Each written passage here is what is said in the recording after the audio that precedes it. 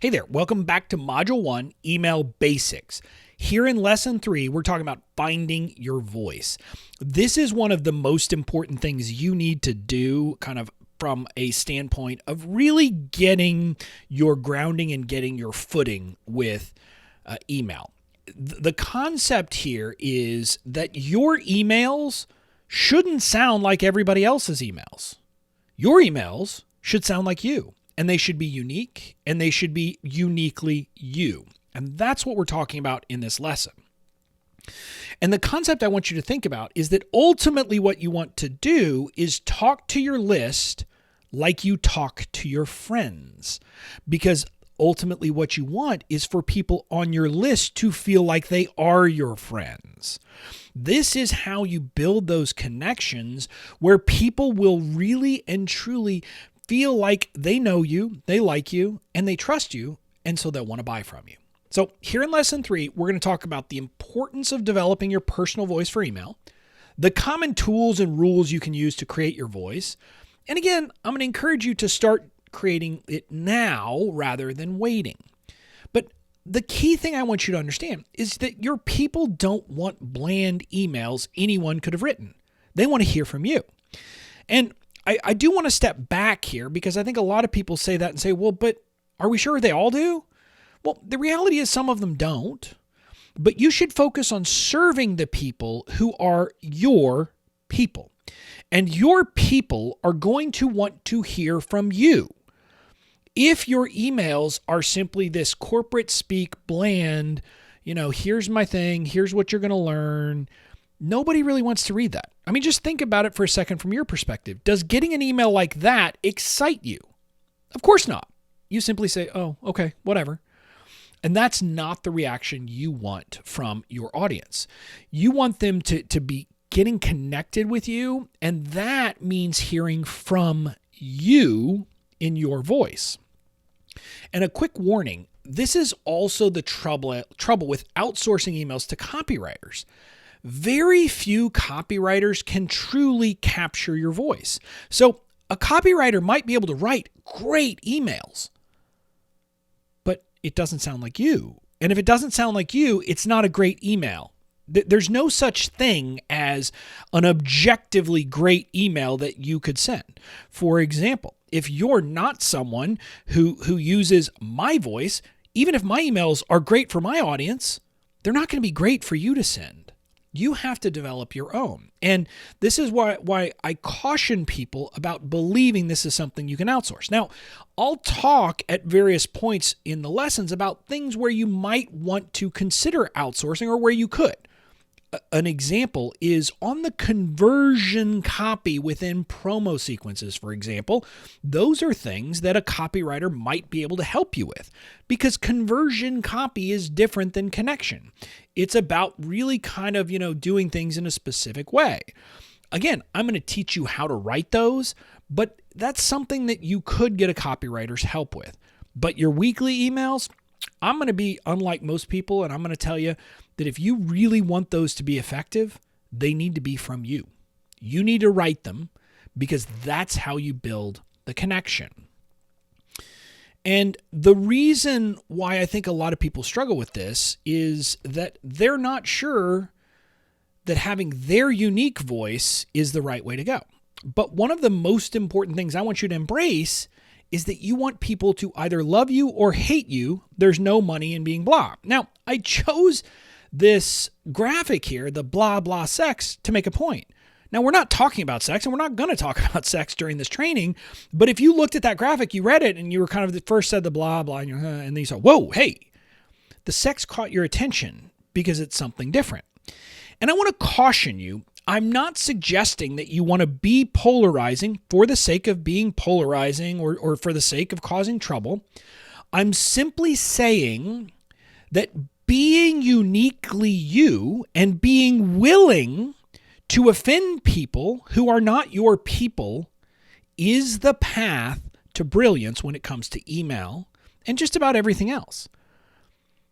If you focus, or if you're too worried that some people might not like what you're going to say, and some people might not like that you're being personal, some people might not like that you're talking about beer, etc., you're never going to actually connect with your audience.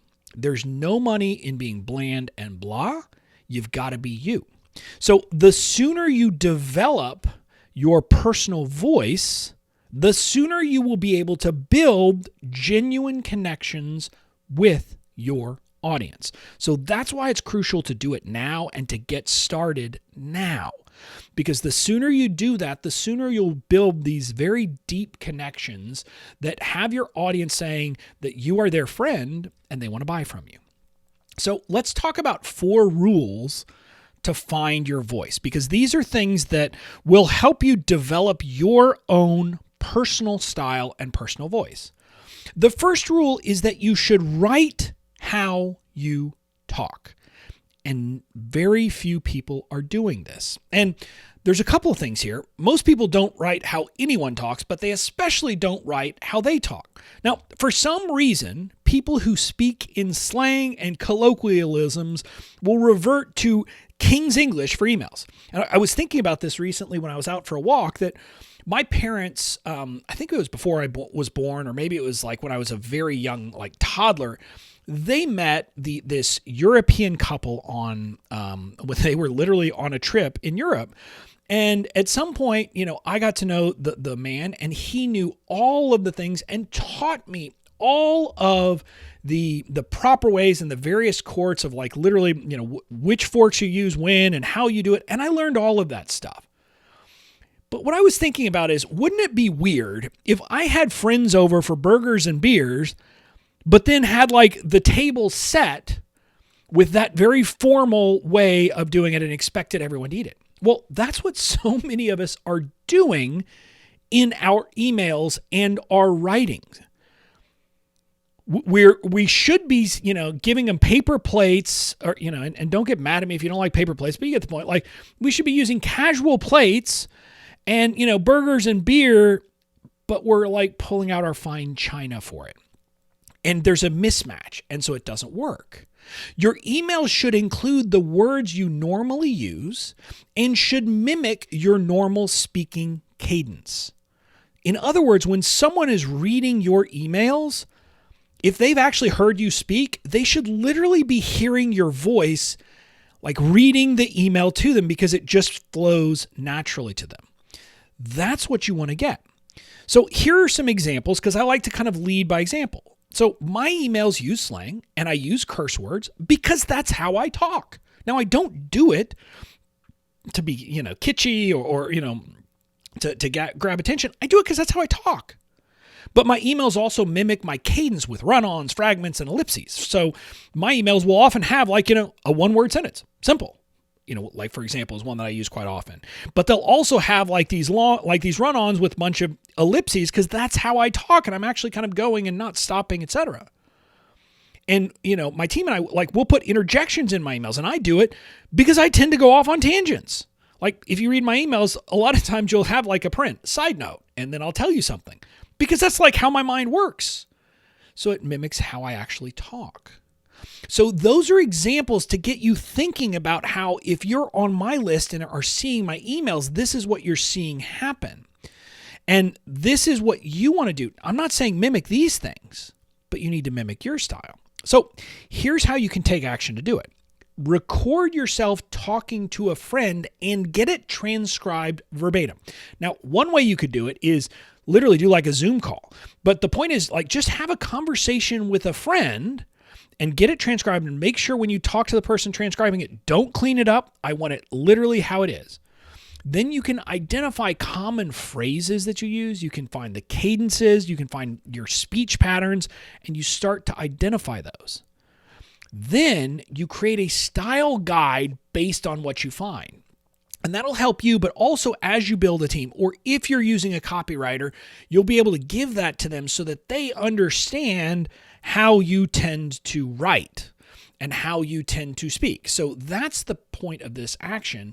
But the point of creating the style guide is as much for you as anything else. Because when you do this work, it forces you to say, okay, that's how I actually do these things. And then it becomes part of what you do. So do that today. So this is kind of rule 1. This is the first piece that you want to to take action on to really start finding your personal voice. But rule number 2 is that you want to use common themes in your emails. And by common themes, I'm talking about subjects for your stories and analogies. And I'm not saying that you use them all the time, because you definitely want to have some variety in what you tell people and the stories you tell so that you can connect with people. But for example, I talk about beer quite a bit in my emails, and that is a common theme of an analogy that people start to see over and over again. I often drop pop culture references and Seinfeld ones, here and there. And oftentimes, so that you understand, these themes that I'm using are not even, I don't even refer to Seinfeld. I just drop things where a Seinfeld fan will get it and will see it. And the point of these common themes is that when you do it, you build deep connections with your audience, especially your long-term subscribers. Think about it. Someone who's been on your list for 6 months, they've been seeing these common themes over and over again. And what does that do? That reinforces these common things that are happening in your life and the common themes that you are telling people. So that's the role that it plays. Now, again, let's talk about some analogies. I already mentioned the beer analogy, some examples. I already mentioned that I frequently use a beer analogy or refer to beer because it's something that's important to my life. But my emails also frequently use the theme of me lucking into things. I sometimes refer to this as me being Detective or Lieutenant Columbo from that show, where this detective always seemed to luck into the answer, but you figure out after a while that he's not. Well, that's often a theme you'll see in my audience. But also, my emails frequently have me as the butt of the joke. And again, it's a common theme that my audience has come to expect and has come to appreciate. So those are some examples of common themes that I use. So your take action step here on this rule is to brainstorm ideas for subjects to use as repeated analogies. So again, the equivalent of me using beer. For you, maybe it's cooking. For you, maybe it's, you don't teach exercise, but you talk about exercise and how it's the same as exercise. You get the point. It's something that you can come back to that becomes kind of a common theme. And it should be something, obviously, that would fit with what you're going to talk about. Now, also, you want to identify how you want to show up in your emails. Do you want to show up as the expert? Do you want to show up as the person who lucks into things? Do you want to show up as the butt of jokes? Do you want to show up as the kind of voice of God?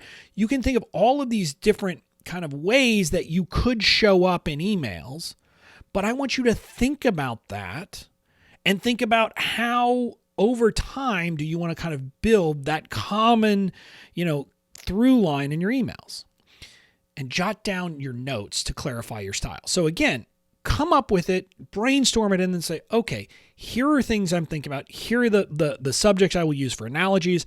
And here are, here's a general description of how I'm going to show up in my email. So that's an important thing. So do that work, and that will help you to develop your voice. Now, rule number 3, though, is to be genuinely you and authentically you, etc.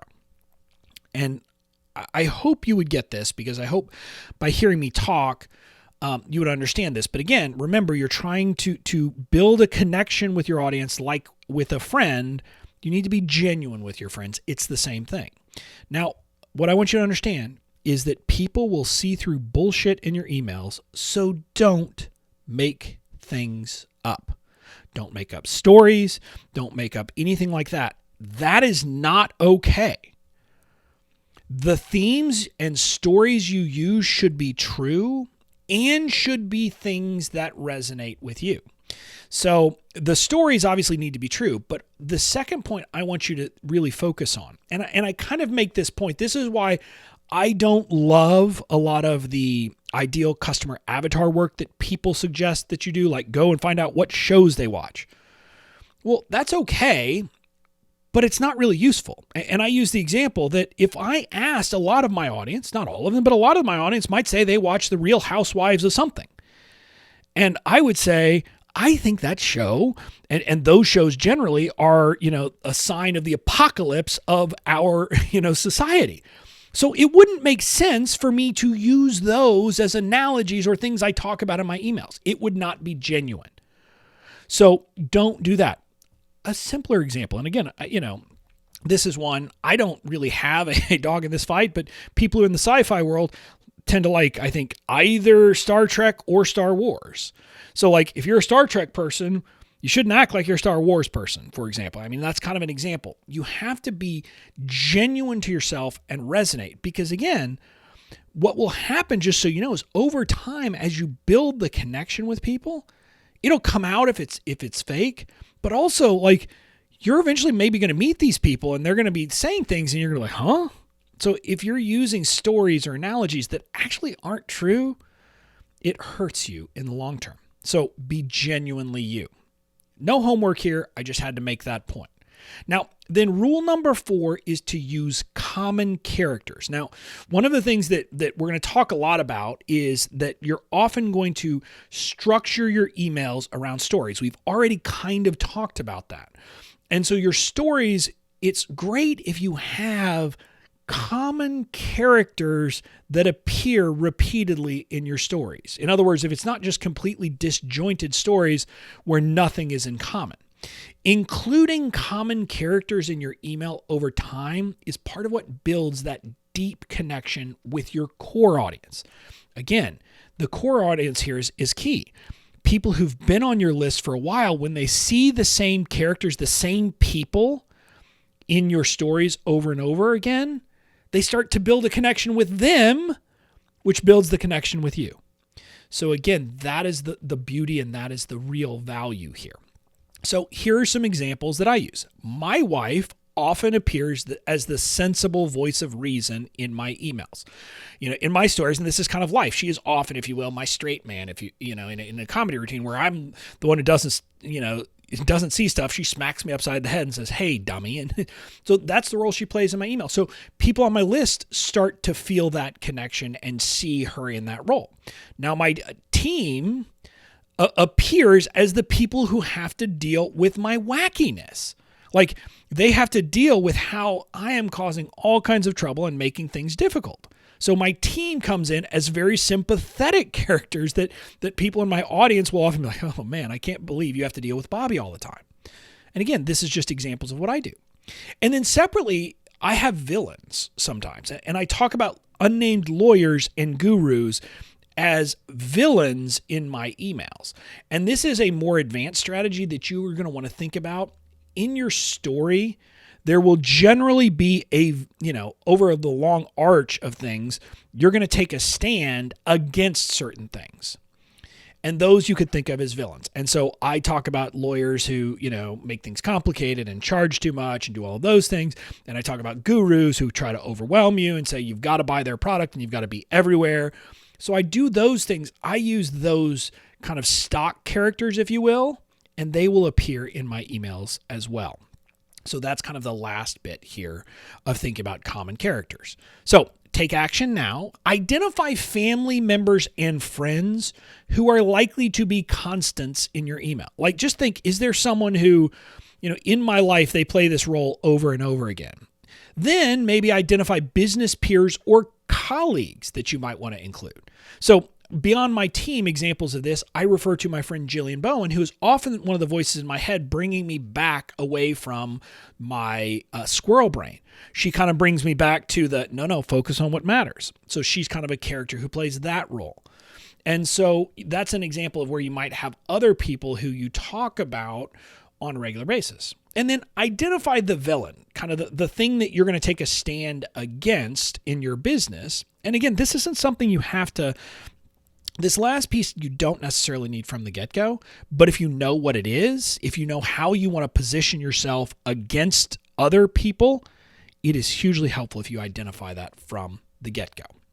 So those are your action steps on this last rule for finding your voice. So the key lesson takeaway here is to do the work to develop your personal voice for your emails so that you can talk to subscribers like you talk to your friends in real life. Again, this is a matter of like recording yourself and finding your actual cadence, not using, proper King's Court English or whatever, but actually how you talk, figuring out the common themes you want to talk about, figuring out, being genuine about it, finding the common characters, doing all of those things and putting it together in an overall guide and an overall plan in your mind for how you are going to have a very uniquely you voice for your email subscribers. So that's the key lesson takeaway. Now, in the next lesson, you're going to learn the basics of segmenting your list. We're kind of moving from the purpose and the goals into more kind of nuts and bolts. We're going to talk about segmenting your email list, what segments all online entrepreneurs should create, and then how to identify segments you might want specifically that other people aren't going to need, but how to think through what you want to identify. So that's what we'll be covering in the next lesson, and I will see you there.